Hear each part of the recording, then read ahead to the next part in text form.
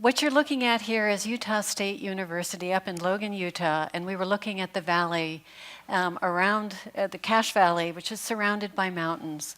And this is a Mormon valley. 70% of the people are Mormon. The families are big. The population will double in 15 years. And most of those people are people that are living there. Only 30% of the population the increased population is from outside. So this is a real problem for them. They love families, but where are they going to put them? You see a little bit of this arid landscape. This is the Plat of Zion, the grid shape. That's the typical historical town. In this area, it's green because the Mormons have created an extensive system of canals. So anything that's green there is the water from the mountains that's been tapped for agriculture. If you remember, there were two mountains that sort of create a bowl shape. And not only is water a problem and population growth, but also climate or air pollution because they have winter inversions. Program of change, double the housing, commercial, provide transportation that's alternative, that doesn't add more air pollution. Protect your water, quality and quantity. Agriculture, and this is very important for them, is their agricultural character. That is part of the pioneer spirit here. So with this program of change, about 10 students in the bioregional planning program, they did all the work, they developed the evaluation models, a lot of the things that Tim had set up for us, thank you very much. And we had a one-day workshop.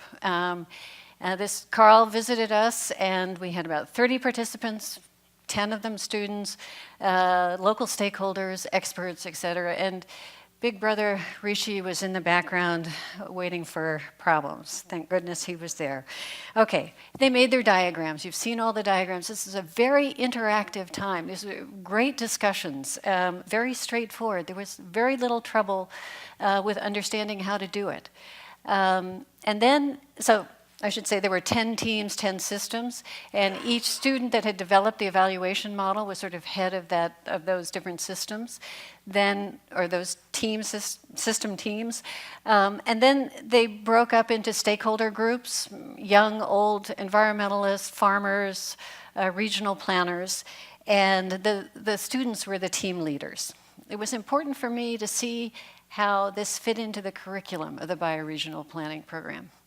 So they all came up with different ideas. If you look here, and I know I don't want to go into them, but the developers and the young people had very similar kinds of ideas. Also, the old people, the colors are a little different, but in contrast to what happened in some of the other workshops when they did a comparison or a sociogram here, it was actually everybody wanted to work with the developers. Nobody wanted to work with the farmers. Kind of an interesting contrast and dynamic.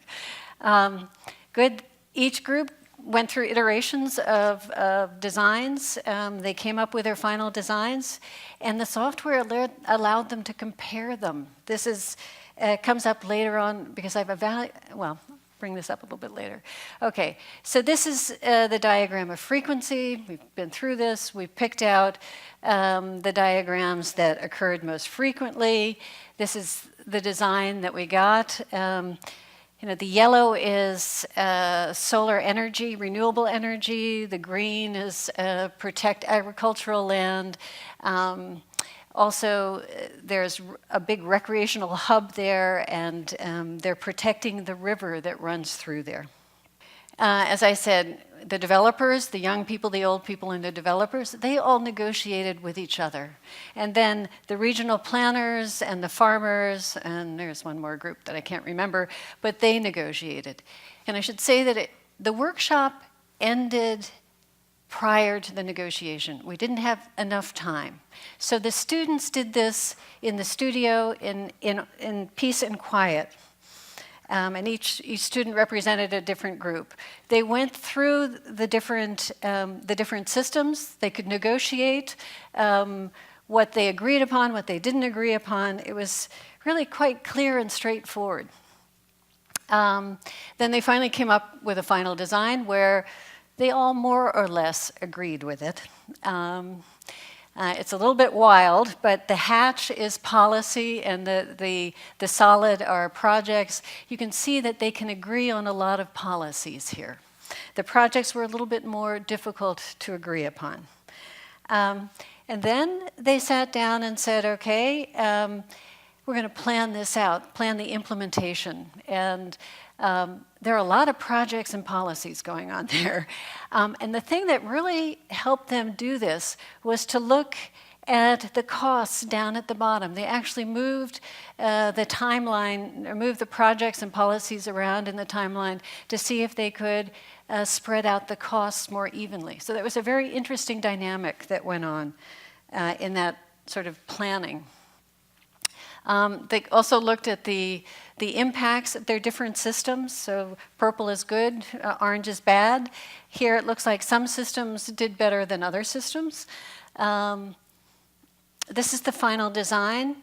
If you look at it, these are how each system performed for itself. So the purple is where each system achieved the goals that they were trying, or objectives they were trying to achieve. So it looks like, and I didn't explain the topography, but sort of this purple snake up the side is one river, and it empties into a marsh area. Ultimately, that river empties into the Great Salt Lake. The next one shows the interaction between the systems. So what are the impacts of the systems on each other? And you can see up at the top that where it looked like every system was achieving its goals, there's also a great deal of potential conflict between the systems. And my final slide, I did try to evaluate the workshop, and I also tried to evaluate the students' experience through the geodesign module, which was 8 weeks long. Here are the workshop, the post-workshop survey. And basically they're saying that they really liked working together.